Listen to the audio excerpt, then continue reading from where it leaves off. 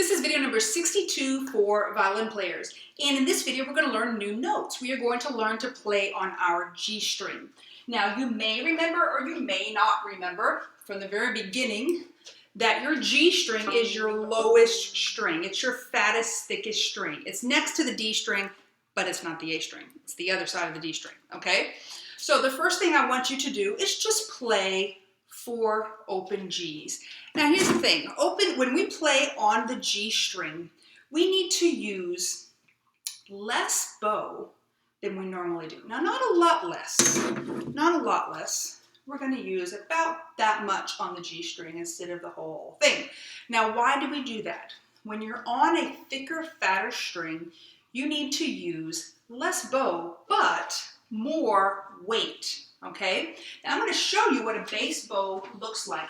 You would think as big as a bass is, you would think that the bow would be the biggest. Well, it's clearly the fattest, but it is not the longest. That's because all of their strings are heavy, fat strings, all of them. And so they don't need to use a lot of bow really ever. They, however, have to use a lot of weight.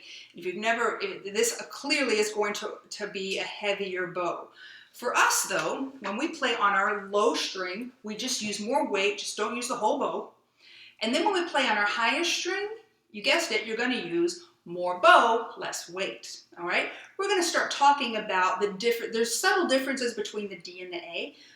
We haven't talked about that yet. It's time to start really kind of developing your tone and talking about the difference in your instrument. So for the G string, I only want you to go in here, but I want you to add like 5 more pounds of weight, okay? Just play 4 open Gs and give me a nice, big, full sound, okay? Echo me, open G, no fingers down. Go,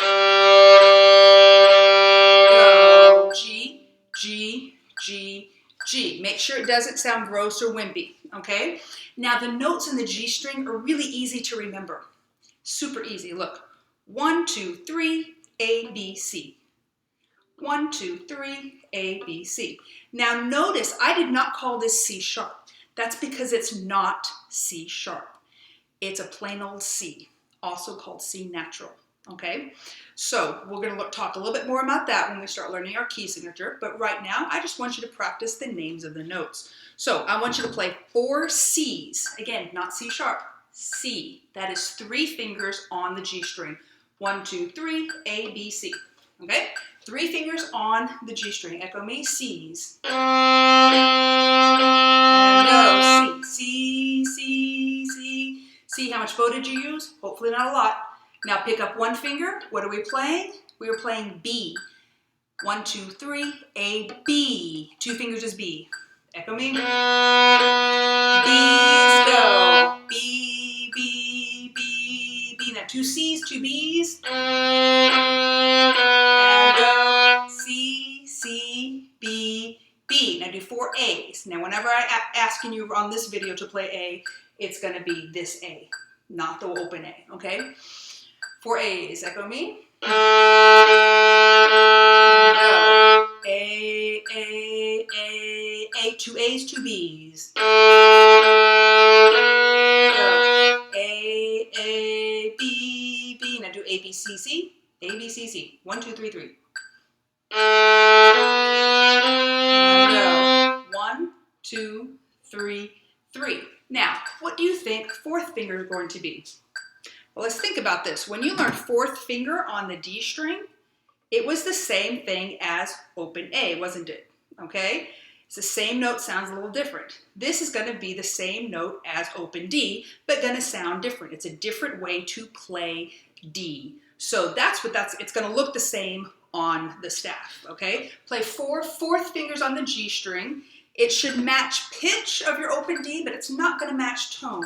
Now you really got to bring your elbow in. Look where my elbow is to play on the G string. So we have different levels for each string. I don't want to be here for the A string because then my wrist is going to be all cattywampus and bad, right? We've got to move it out for the high strings, move it in for the low strings, so your elbow should be way in. But 4th finger down on the G string, lots of weight. It's probably not going to sound great this first time, that's okay. Elbow in, press it hard. And go, D's, D, D, 2 Ds, 2 Cs. There we go. D, D, C, C. Now D, C, B, B. And D, C, B, B. Okay, now what I want to talk about is where these notes live on the staff. All right, so staff still works the same as it always did, but you're going to have to learn something kind of new. I need you to open to page number 26 in your book, and I'm going to show you on my board here a couple of things. First of all, here is my clef. I'm going to draw my key signature. I want you to notice something that is missing that you normally see.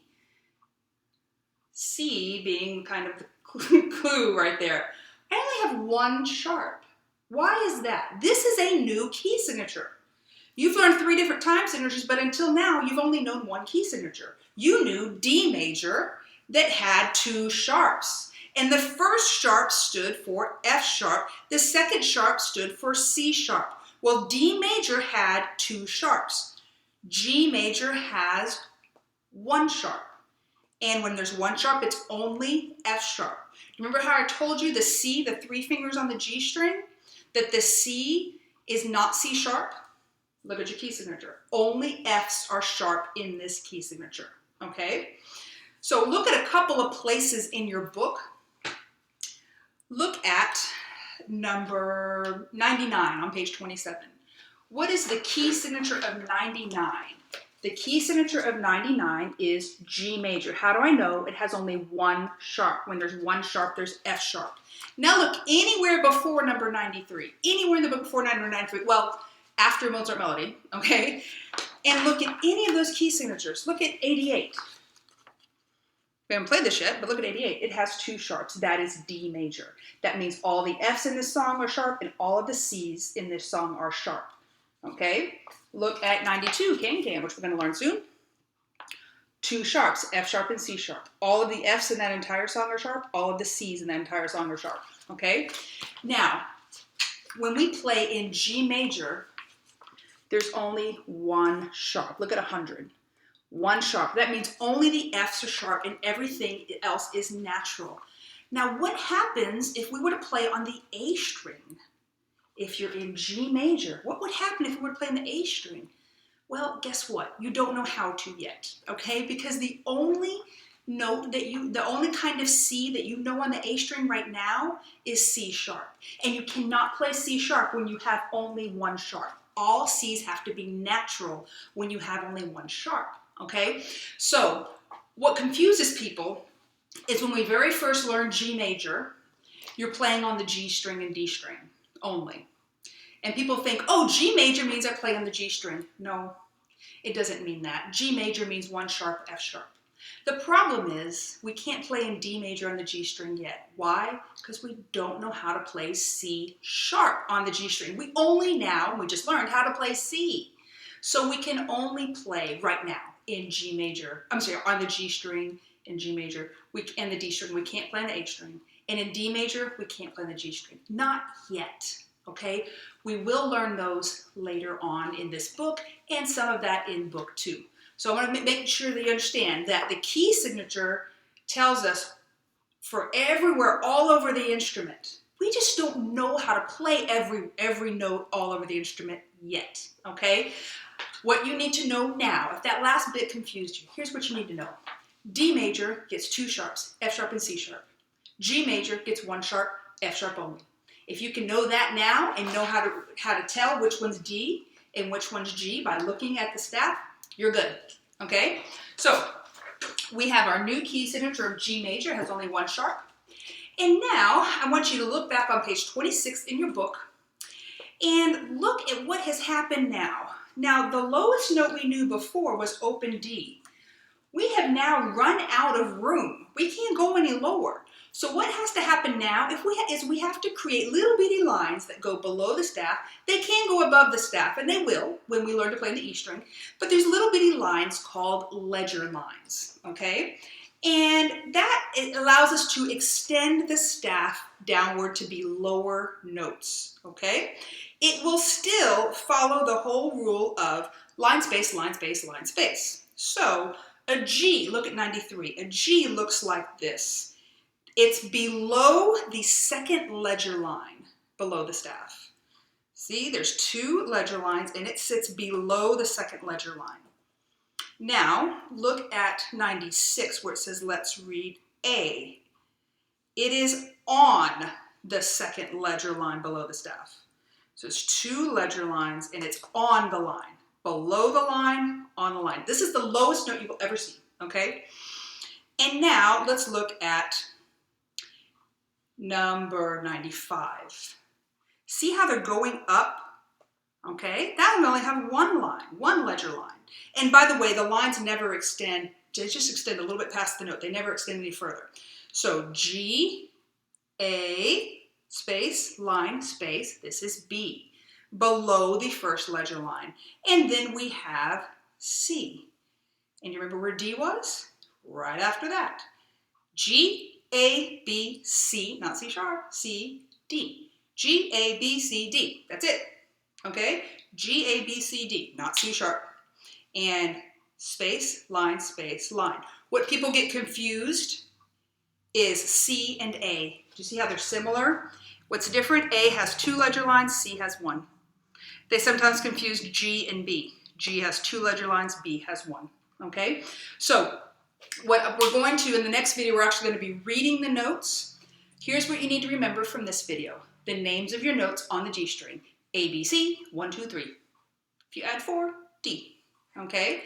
You need to remember that G major has one sharp, and it's only F sharp. D major has two sharps, F sharp, C sharp. You need to be able to tell the difference. Okay? Anything beyond that will make more sense as life goes on. Okay? And then I want you to be able to identify these notes. We are going to, in the next video, play number 93, 94, 95, all of that stuff. But it wouldn't hurt to kind of practice ahead because reading new notes is always a little bit tricky, okay? You keep practicing and I'll explain some further things in the next video. We will actually play and read notes on the G string.